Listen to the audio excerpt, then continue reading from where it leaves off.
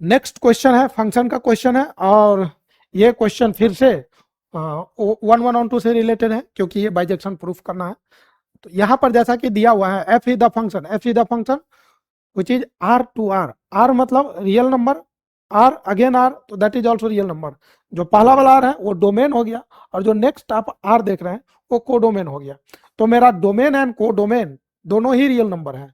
फिर क्या बोल रहा है, ये फंक्शन दिया हुआ है f x is 4x cube plus 7, then show that f is bijective. तो भाई यहाँ पर हम बारी बारी से चेक करेंगे। Let's check injectivity, injectivity. तो यहाँ पर इंजेक्टिविटी चेक करने के लिए, इंजेक्टिविटी चेक करने के लिए क्या हम लोग कर सकते हैं,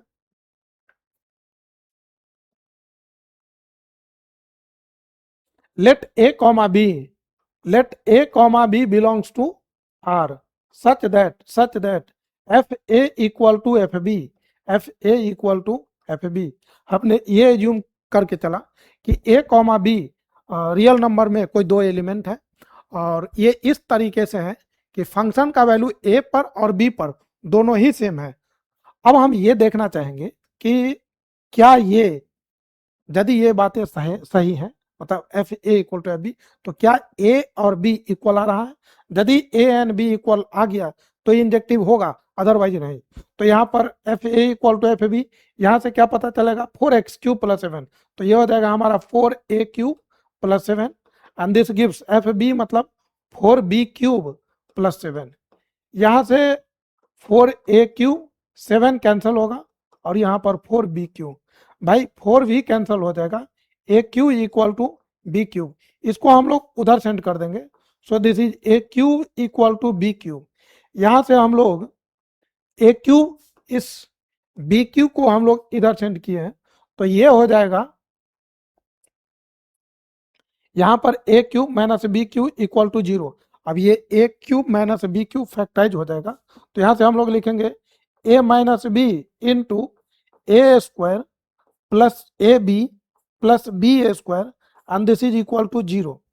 अच्छा, यहाँ पर कुछ लोग ये सोच रहे होंगे कि इतना तामझाम करने का क्या जरूरत है, क्यों नहीं A cube equal to B cube है तो हम डायरेक्ट पावर हटा देंगे और बेस को इक्वल कर देंगे।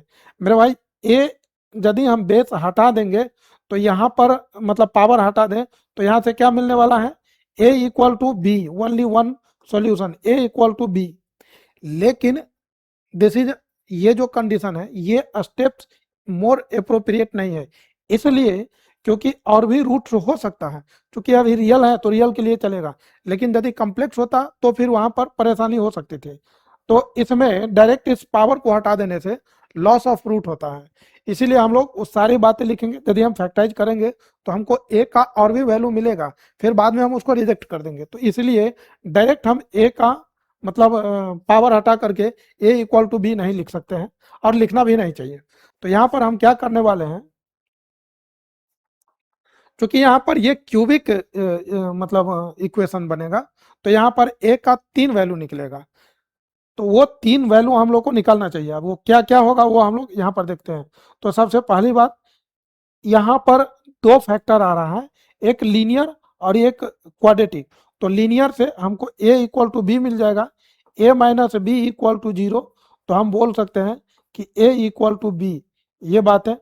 और ये जो दूसरा आप देख पा रहे हैं, A square plus A B plus B square, यहाँ से भी ए का वैल्यू निकलेगा, A square plus A B square.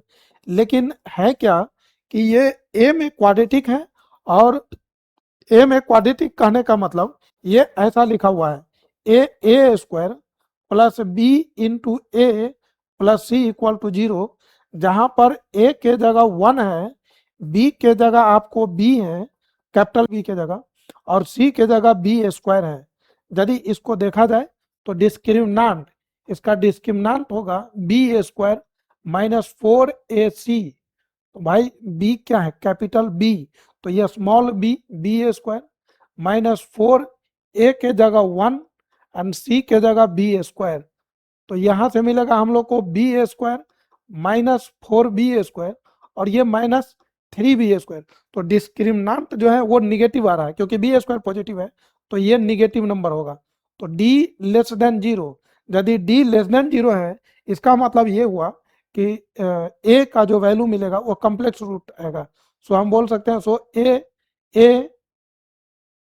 A has complex root, इसीलिए यहां से ए का हमको रियल वैल्यू नहीं मिलेगा। इट मीन्स हमारे पास ए का वैल्यू क्या मिला 10। हम क्या बोल सकते हैं कि f a equal to f b, f a equal to f b, this implies a equal to b. जो हमारे पास रियल वैल्यू मिला, रियल रूट मिला, वो क्या मिला है ए इक्वल टू बी। तो हम f a equal to f b, this implies a equal to b दिखा पा रहे हैं। इट मीन्स ये इंजेक्टिविटी का कंडीशन है। तो हम बोल सकते हैं सो F is injective, F is injective। अब हम लोगों को क्या चेक करना है ऑन टू मतलब सब्जेक्टिव, और उसके लिए क्या कंडीशन होना चाहिए, तो range is equal to codomain. यदि वहां पर कोडोमेन की बात किया जाए तो कोडोमेन इसका रियल नंबर है।